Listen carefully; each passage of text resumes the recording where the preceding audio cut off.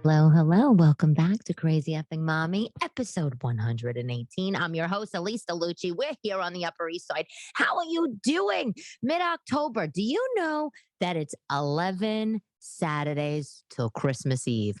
Talk about wild, right? Talk about wild. Fact of the day today is that Warren Buffett, when he was 11 years old, he made his first stock trade. Richest man in the world, made his first stock trade at 11 years old. And what I want to know is how? Like, did he go to his daddy, like in what, the 1940s? And was he like, Daddy, I want to buy a stock? Like, was the father in the business? I mean, we need to have more. We need to have more, right, people? I got to tell you, the Upper East Side. I mean, I can't just shut the f up about how terrible the city is these days. I just can't about New York City. How terrible New York City. Okay, there's a smoke shop. One of these stores, they sell like cannabis products and tobacco, whatever, on Second Avenue between 89th and 90th Street. Guy goes in there 9 p.m. on a Sunday, robs at gunpoint. Just 9 p.m. on a Sunday. The other day, Chris was at the house, right, watching TV, and it was late. Like we were like binging a show. More on that later. And he didn't leave till, I don't know, 1 in the morning or 12. I don't know. It was a weeknight. I don't like, yeah, I sent his ass home during the week. Like he has his own. I mean, if we marry, we'll live together. But you know what? Keep your own goddamn apartment. You could live with me on the weekends, but during the week, you can't stay here. So sorry, guy. That's how I operate. Okay, girls, let's have some standards, ladies. Girls, by the way, they're always begging for the guys to move in. They date for like 5 seconds and they're like, when are we gonna live together? Why do you want to live with him? Why? Why do you want him to enjoy your space? Tell him you just want a weekend warrior. That's what my grandmother tells me, by the way. Here we go.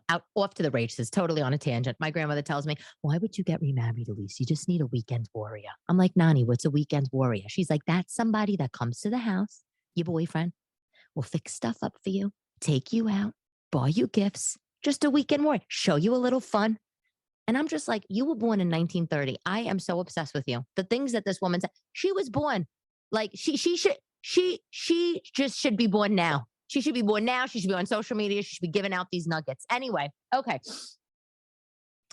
He was leaving the other day at 1:30 in the morning.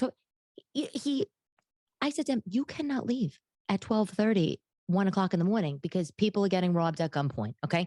This happened at 9 o'clock at night, 9 o'clock at night on 2nd Avenue and 89th Street. Okay. If you're not from New York City and you're listening to this, like if you live in Chicago, if you're in the Midwest, if you're like somewhere in Middle America, if you're listening to this and you're in the UK or Australia, just to give you an idea, okay, of the neighborhood of 89th and 2nd, this is the Yorkville neighborhood of the Upper East Side. It's a nice neighborhood. And if you want to buy a studio apartment in this neighborhood, you're looking at least $500,000, $500,000 US dollars to buy a studio apartment in Yorkville on the Upper East Side. And you know what happens at Sunday on 9 o'clock at night? People are getting fucking robbed at gunpoint. Okay. Excuse the French. It's just, it's literally, I feel like I'm living in an alternate universe, right? I feel like Manhattan never came back after the pandemic and I'm living in an alternate universe. And you know why? Here's another reason why. The other day I was taking the city bus, right? I love to take the bus. I don't take the subways as much. I told you people, I don't take the subways as much because of the crime and stuff, but I like the city bus. I have always liked the bus though. I like to be above ground. I like to people watch. I've loved it ever since I was a kid. I'm on the bus. Okay. At what time was it? 7:50, 8 in the morning? No, right after I dropped off the kids to school. So like maybe 8:10. I'm on the bus going down Lexington Avenue towards Midtown, right? Going down. So, I'm on the Upper East Side, going down Lexington Avenue towards Midtown. When I got to like 52nd and Lex, from like 52nd and Lex to like 40, I think 3rd and Lex, there were people outside on mattresses just laying on Lexington Avenue. Okay, let me explain this better. There was one, I looked out the right side of my window, right? I always like to sit next to the window on the bus. If you ever see me, I'm always near the window. There was a king size mattress on the west side of the street, the northwest side of the street, a king size mattress that actually looked kind of comfortable. Two girls sleeping in the mattress with a blanket over them. And they had like Amazon box night tables set up on either side of the mattress with like a cell phone on there. I saw cords, I saw like a cup. It was like they made a bedroom on the street. People, this was at 8 in the morning. At 8 in the morning, there were just two girls just sleeping on a king size mattress with night tables, just out in the street on a Monday in the busy hustle and bustle of rush hour, or what used to be rush hour. It is so weird. And that wasn't the only mattress that I saw. Then there were more mattresses, not kings though, like twins, and just people, on them. It's so sad. It's like an alternate universe. And by the way, and as the bus was going down Lexington and 59th Street, you know, and again, if you're not from the city, this is still from New York. This is a big major shopping hub. This is where, you would go, you see the tree, you walk around. But 59th and Lex, it used to be all these great stores. There was a huge Gap. There was a huge Container Store, all closed. There was a huge Zara. Literally, they're all wrapped in not scaffolding. They're wrapped in like the white, whatever, like the paper, like a coming soon sort of wrapping. Nothing's coming soon. Not because the building, they get a tax break if they keep it open. If there are no stores that want to take up space, if they don't want to rent the space, the landlords get a tax break by keeping it vacant. Anyway, it is depressing. It's depressing. It's totally depressing. And I did a video the other day about how I went into CVS to buy Revlon Color Stay lip liner, which is my new favorite because it literally doesn't come off. Like, I have to wash it off. I have to take a washcloth and scrub it off. But it's like I walk in CVS, there's all the yellow tags. I'm like, oh, thank God, it's going to be on sale. It was all Revlon yellow tags all around the Revlon section. And then it's like there was no sale. There was no sale. The lip liners were like $12.99 each at CVS. Okay. And you know how much they are on Amazon? Like $8 or $9.99 each. And then sometimes if you go on Amazon for whatever reason on the Revlon like page on Amazon, sometimes they're selling them for $2. I don't know if they made too much or whatever. What? It's like everybody's wondering why all the stores are closing. Okay, the city everything is so expensive. Okay, these stores, they can't afford to stay open. So of course, the Container Store closed. Who the hell is shopping at the Container Store these days when you can go on Amazon?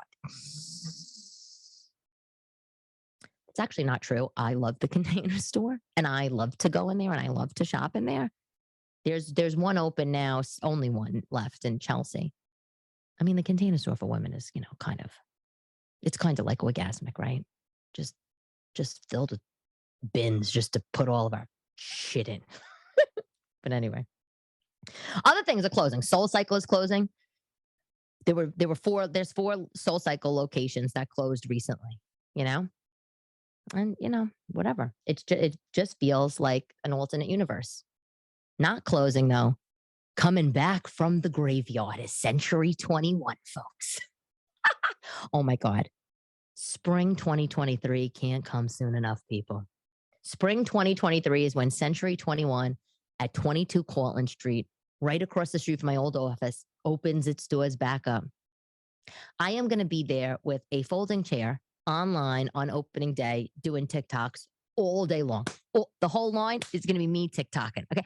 I need to be first in that store. I'm dead serious. I'm not kidding. I'm going to take off. I am literally going to take off of work. That's not so long. That's like in the near distant future. Like they didn't really identify, they didn't specify the month. Is it April 2023? Is it March 2020? I don't give a who. I am there. I am there and I will be broadcasting live and I will be in my glory and I'm going to give you a tour of the store and it's going to make up for the fact of all these other effing stores closing down. So I had a virus. Remember I told you a couple weeks ago I had this crazy rash all over my body? I'm one of these people that just have rashy skin. I just get rashy, just reddish, gets a beautiful. My skin is like my complexion is a beautiful peaches and cream complexion. That's what my grandmother used to tell me growing up. You got beautiful peaches and cream skin. She probably said that because I had acne like as a teenager. But I have a nice complexion. But it gets so red and just rashy and everything is just so annoying. And I got this virus. I don't know how I got it or what it was, but a few weeks ago I told you. I had all these red, like welts, like almost like lesions, like not like open though, all over the trunk of my body, which made me feel like even more disgusting. The trunk, referring to it as the trunk, which is obviously, your torso, back and front and sides, like hundreds of them. I thought I was dying. But it wound up being I had a virus, just some weird virus. And the dermatologist gave me prednisone, which is corticosteroid, steroids. Anyway, she's like, "Do you want a cream or the oral steroid?" I'm like, "I want it to go away. So if that means steroids, fine." She says to me, dermatologist, Dr. Deborah Jalaman, by the way, she's on Fifth Avenue in the 80s, I think.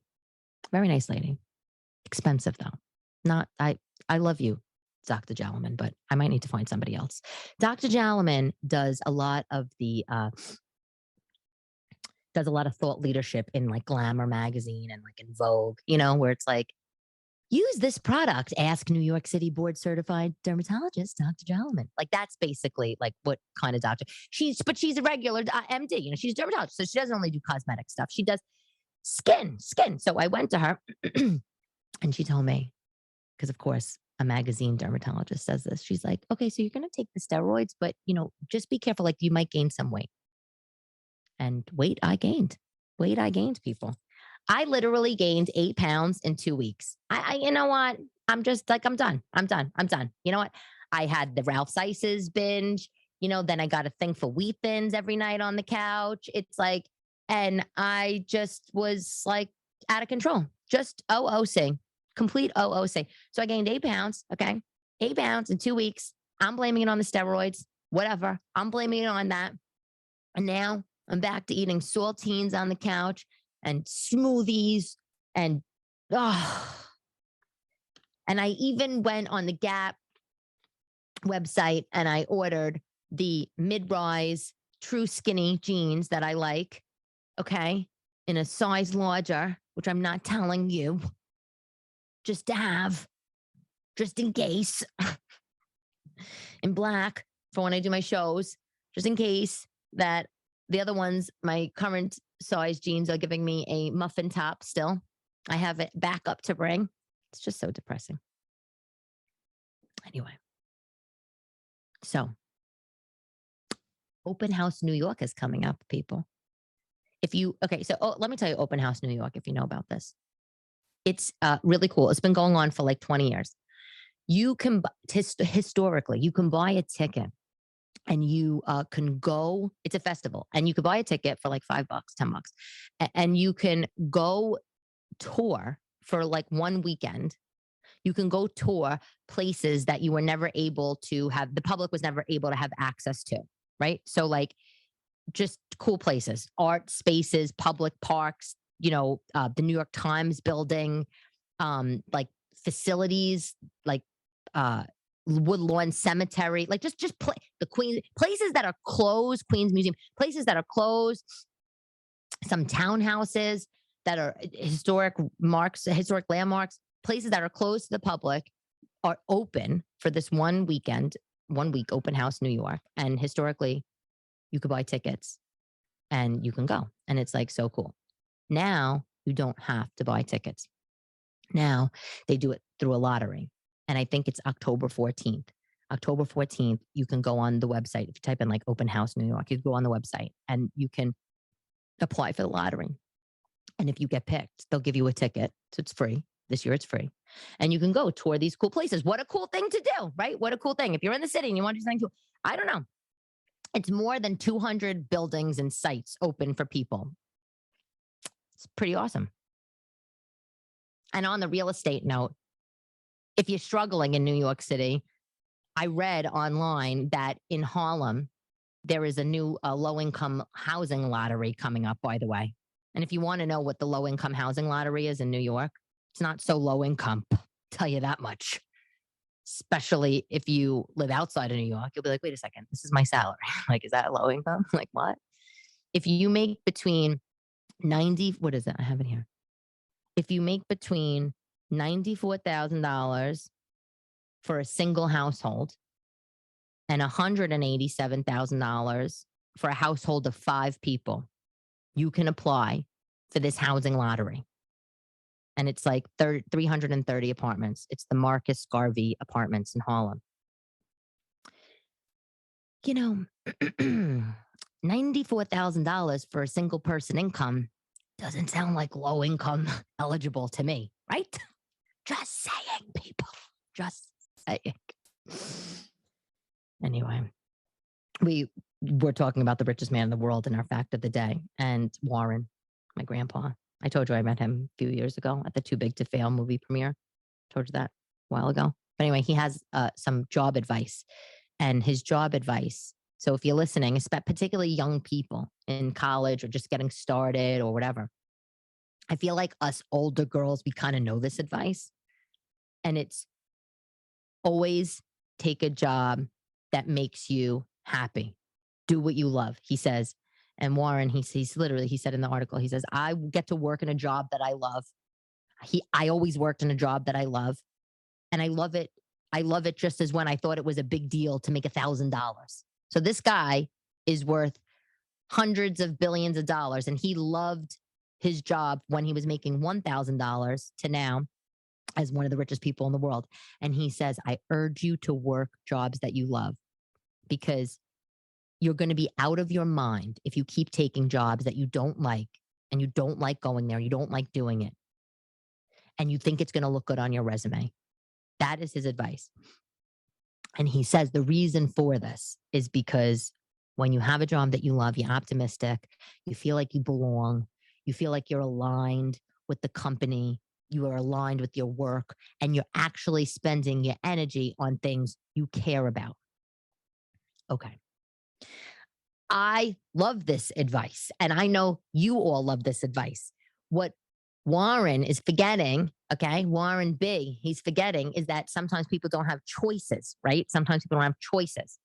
But what I take from that is whatever job, yes, try to do what you love, but you should if you have to do a job for whatever reason, like you have a family business that you have to run, maybe it was thrown on you. Or maybe you became a teacher because the benefits and the summers off, and that's just the best thing for your family. Find things that you love to do at work or outside of work. So if you're into, I don't know, decoupage and you're a teacher, well, I don't know, you're a science teacher that now does decoupage planets. You know what I mean? Like, so that's what I took of it. How can you make your job more lovable? When I was at my last job, right? The job that I get a lot of press about, like because I, was very successful and I had a nervous breakdown and, whatever. My big Wall Street job. When I was at that job, I loved what I did. I loved what I did. I learned to love what I did, right? But I also love emerging technology. I've always loved emerging tech, right? Like I learned that I loved that from working all these years. And so when I was there, I would find people that were at the company that also really liked emerging tech and, specifically financial tech. And specifically it was alternative currencies, cryptocurrencies, and foreign exchange trading and stuff. I found people that also liked that.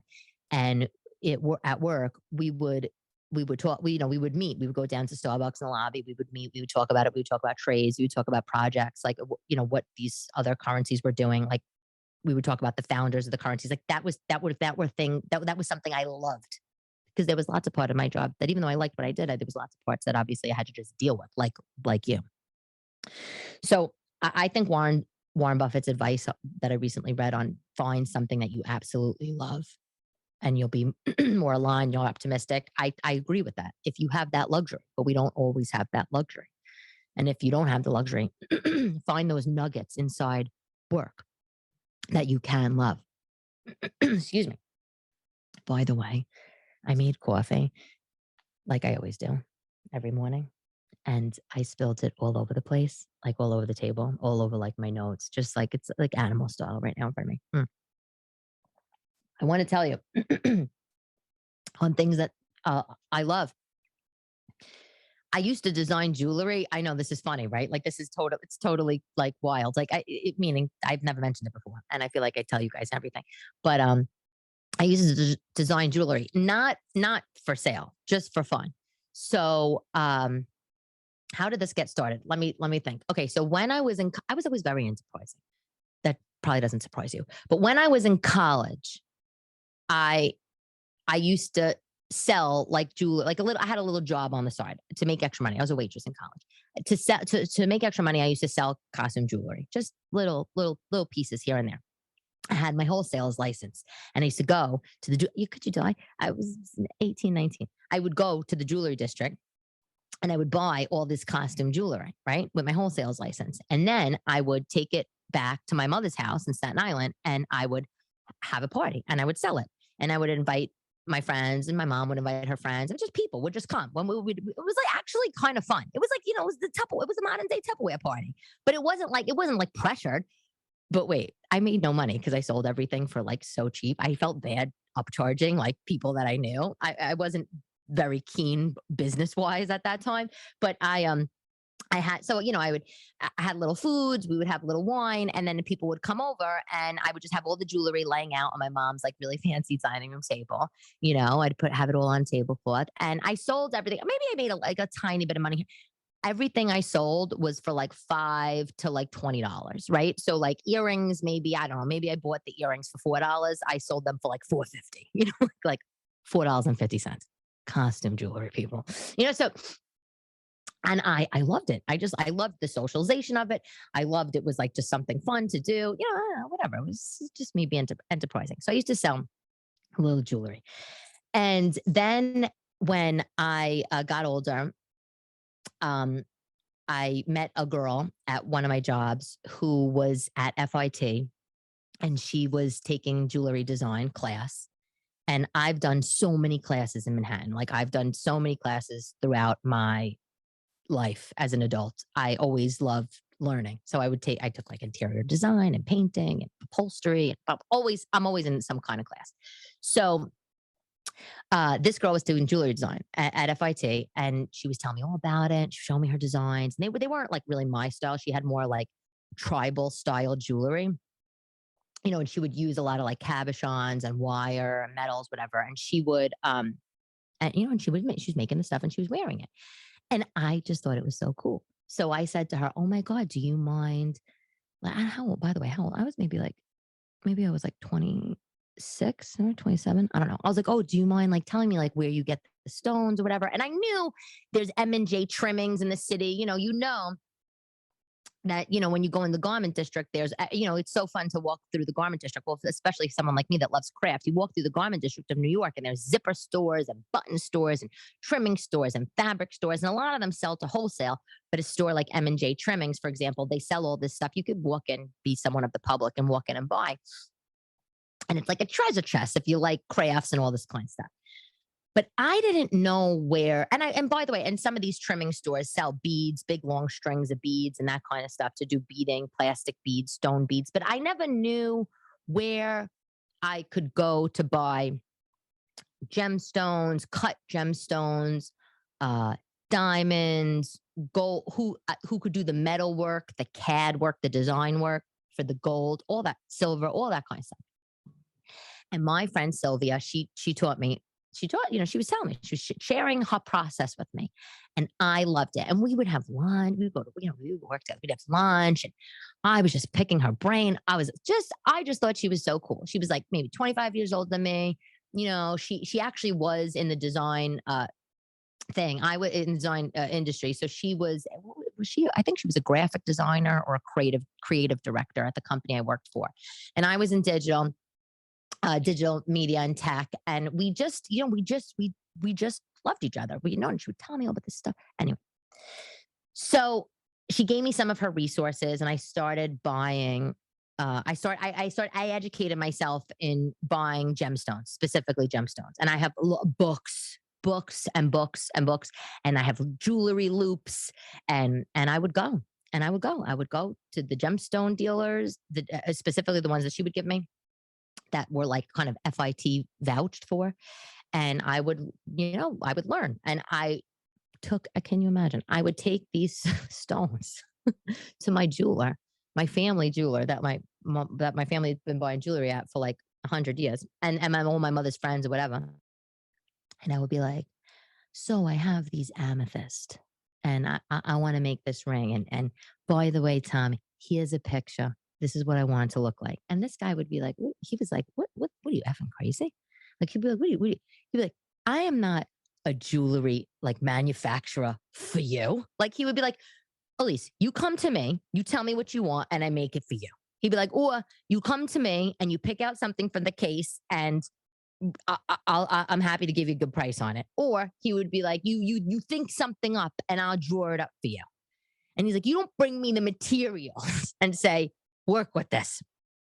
Now, I got news for you. Okay, Tommy, very nice guy, but he didn't want me bringing him stones because, well, obviously that's where he's making his money. He's making the markup by upselling. He's charging more, obviously, to the retail end client, me, right? Well, my family friends, and also, I mean, when if you're new at this and you just bring somebody stones and you're like, hey, put them in a ring. Not every stone works for a ring. If you want something bezel set, you need a shallow stone, for example, right? So if you go in with the stone and it's a very deep stone, it's not going to work in a bezel set. Like so there's a whole thing. Anyway, but I did make through trial and error. I made some really cool pieces of jewelry, and I love rings specifically. That's like what I love. I love rings. I love rings, and I love gemstones, and I like cabochons. And so recently I decided that I'm just going to like give it a little go again. Like, again, not because I'm making money at it, not because I'm selling it, not because I need it. I just want to do it. It's like I've just always been somebody that had a creative outlet, and stand up is my creative outlet, and creating content and doing my podcast, right? But this is kind of a more visual medium, because sometimes excuse me, with stand up and even the podcast, even though this podcast is literally conversation with girlfriends. I mean, obviously, you're listening, but you're thinking, you're thinking, I have things I talk about on here, specific things, like, so it's not a visual medium. I just want something visual. And I've always been painting and drawing and all that, but I like the jewelry because you can wear it and you can enjoy it. And then, of course, Chris, so funny. He's like, another one. He's very enterprising. He's like, oh my God. He's like, Elise, this is like, you're the next Joan Rivers. He's like, you're the next Joan Rivers. He's like, first, he's like, first of all, you like Joan with the stand up. He's like, and now the jewelry. Oh my God. And I'm just like, Chris, I'm not doing this to sell it. I'm not doing this for other people. I'm doing it for me. I'm doing it for me. And he said, well, would you sell it? I said, would I sell it? I said, if I had something on and somebody said, where did you get that? And I said, I made it. And they said, I would love something like that. Would I make it for them and charge them? I guess. I guess. I don't know. I guess. But that's not the point. I'm literally doing it because I love it. Anyway, moving on. Just an update. Oh my God. We have to talk about Target. We gotta, people. I don't know what rock your girl's been living under, but have you been using Deciem products, The Ordinary? Okay, so backstory. Target has this line made by a parent company, Deciem, Deciem. And their line of skincare products is called The Ordinary. And like 3 years ago, my sister Allison tells me, she's like, oh, I love this rose oil by The Ordinary. It's like $5. And I was like, okay, cool. And I always meant to buy, like I made a mental note, and I never bought it because life.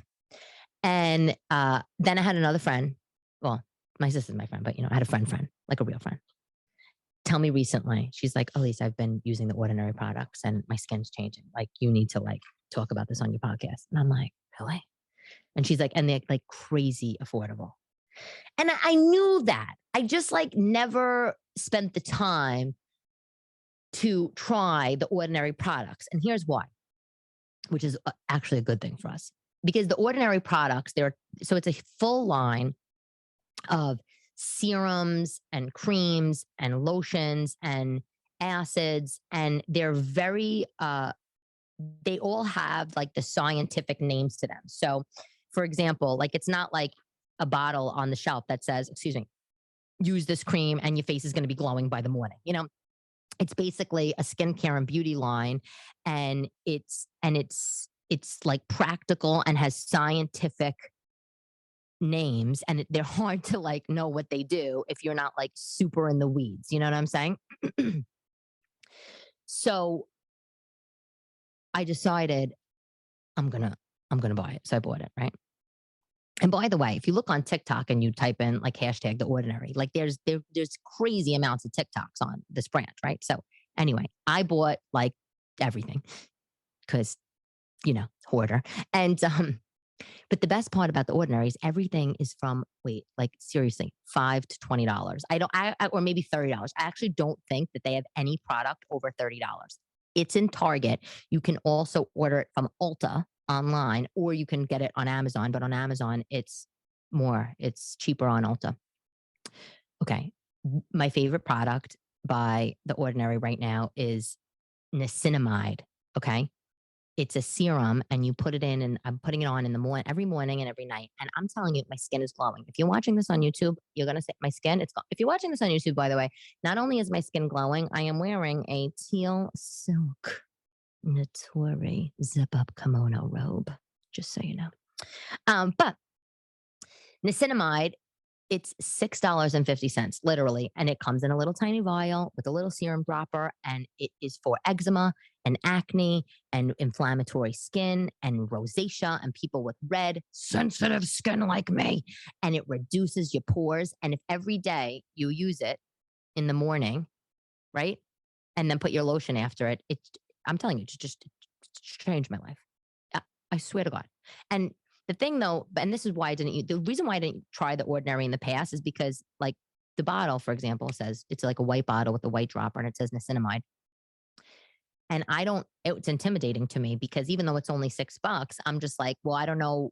Can I mix that with like my retinoid cream, or can I use that with salicylic acid? Like, can I mix? And you cannot, specifically with niacinamide. So I had to do a lot of research when I bought these products, right? So my favorite products, because you can't mix. Everybody talks about the serums and layering and all that.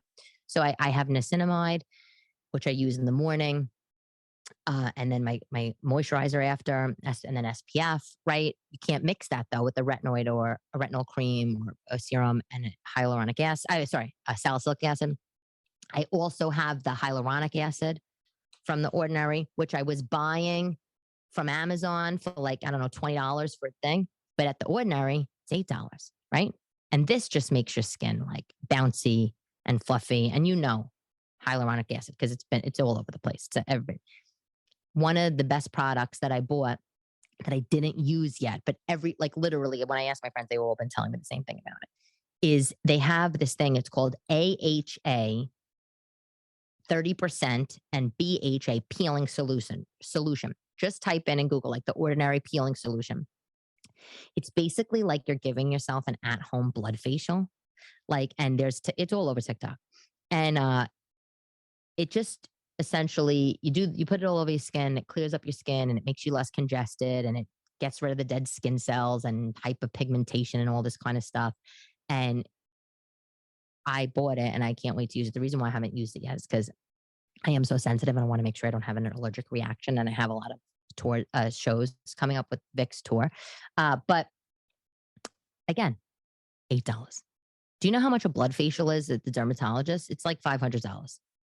Or I don't know if you watched the Kardashians when Kim K did a blood facial. Like people go to spend such exorbitant amounts of money on skincare products, right? Like everyone, or at the dermatologist. But this stuff is literally amazing.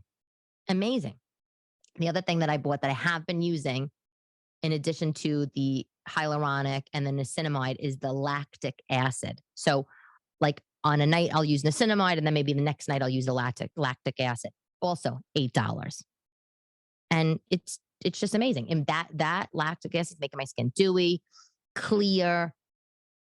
Again, like fluffy. Not like I just ate 10 Oreos kind of way. Like I just don't have anything bad to say about this line of products. I think it's so freaking cool of this company and Target to be like, F you, big, huge, big box, big store brands, that have a picture of the beautiful model on the bottle and it's like, use this product and you're going to have like no pimples ever. I think it's so cool that they didn't do that and they just give you a really plain, ordinary bottle with the scientific name on it, no frills packaging, and it's like a few dollars and it really works. Like it just really works. That's all I could say. I, like you, have oodles of bills and oodles of everything to do. And, I just finished the kids' school shopping and it's like, now they need winter coats, and it's like, and now they need their Ugg boots or bear paws, which, I buy because they're like the cheaper Uggs, but still the same materials. It's like, it just never freaking ends. And what do I get to do for me? So, you know what? I'm doing my jewelry and I'm buying these now really cool skincare products. Listen, there was a time, and sometimes it still happens if I once a year as a treat, where I get dressed and I walk through the Bergdorf beauty department, right? And I'll see all the beautiful Clos de Peau, or however you pronounce these brands, all these beautiful brands, right? Creed perfumes, and I and I get the samples, and I love, and maybe I'll buy myself like a little something. Oh, Shiseido. I'm like, oh my god! But it's like I can't afford to use a $200 serum on my face and have that like and it runs out every couple months, and every 2 months I have I'm buying this $200 like I can't do it. I cannot do it.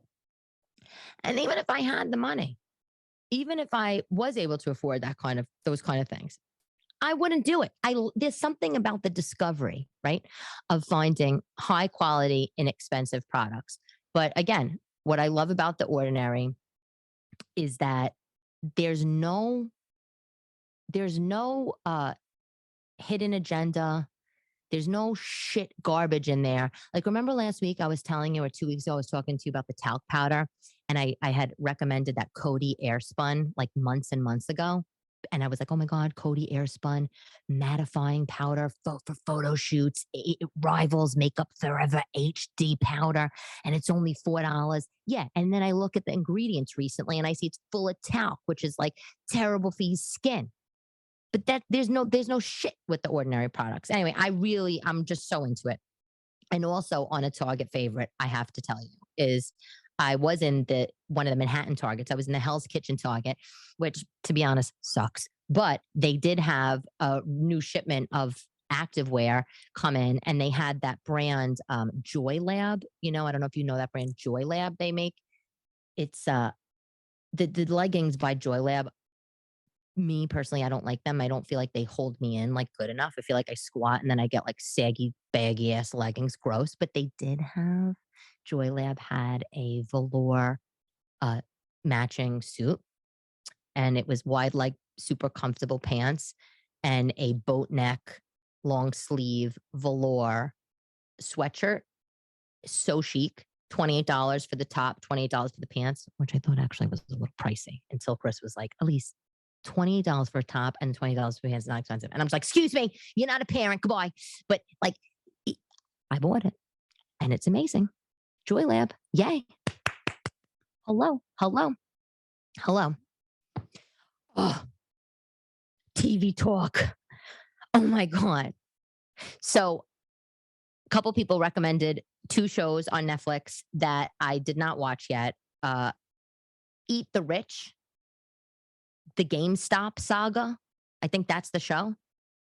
That's like the whole title of the show. I don't know if you saw it. I didn't watch it. And I didn't even look at it right now, but it's GameStop saga. I'm assuming it's about the AMC GameStop stuff that happened a couple years ago on the stock market, which will be an interesting show. I'm sure because it's going to talk about the like the sort of the finance bros and the people that go on Reddit and Quora and pumped up the market.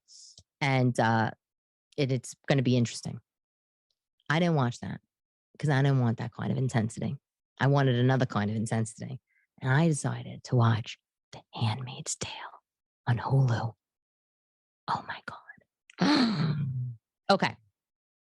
If you haven't watched The Handmaid's Tale, This has to be added to your list. Like, that's it. Just stop what you're doing, open up your iPhone or your Android, put a note in there, okay, and put Handmaid's Tale. The first 6 episodes of the show, I found really hard to watch, but I stuck with it because it won so many awards and so many people are just like, it's an amazing show and it makes you think about things in ways you could never imagine. But it's violent. It's basically a show about what if the government was like overthrown and we had a totalitarian society where where there was a group, where there was all different groups of people, and one of the groups of people were women and they were enslaved. And then they're called handmaids. And what would our world be like, right?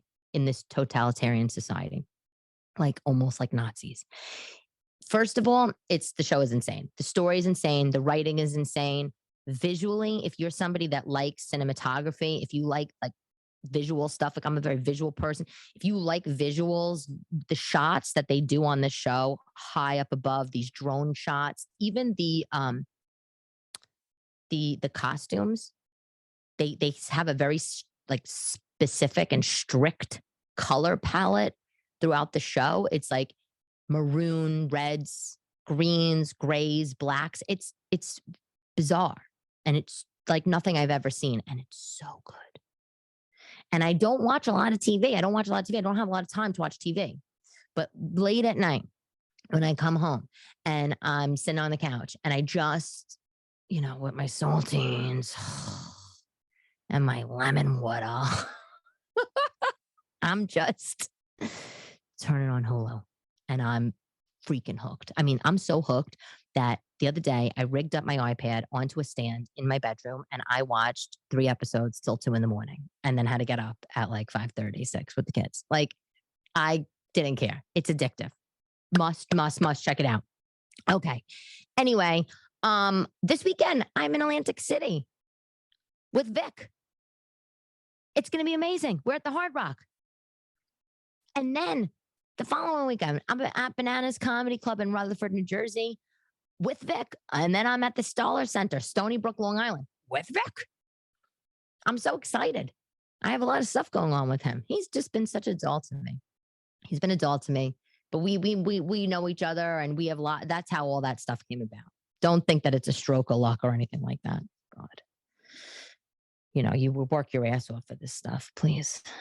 It always looks so different on the front end. You have no idea behind the scenes, but anyway, I'm very lucky and I am having the best time. So if you're going to be in Atlantic City this weekend, I look forward to seeing you. Or I'm looking forward to seeing you at Rutherford, Bananas, or Stony Brook. So, okay, product. We've been talking about a lot of products on this episode. Okay. Well, I got a product because I was talking about gift items a few weeks ago, which, by the way, one of the listeners, I was talking about Tiffany's crystal is like out. So I'm like, where are you people buying stuff? And she DM'd me and she was like, oh my God, Jonathan Adler. And I was like, yes, I totally forgot about Jonathan Adler, which has amazing little gift items if you want to bring something for like a host gift, if someone moved. I found though something so cute that I bought somebody recently from Anthropology. They have a Roman bust candle. So it's a wax candle in the shape of a Roman bust, but it's so cute. And it was $25.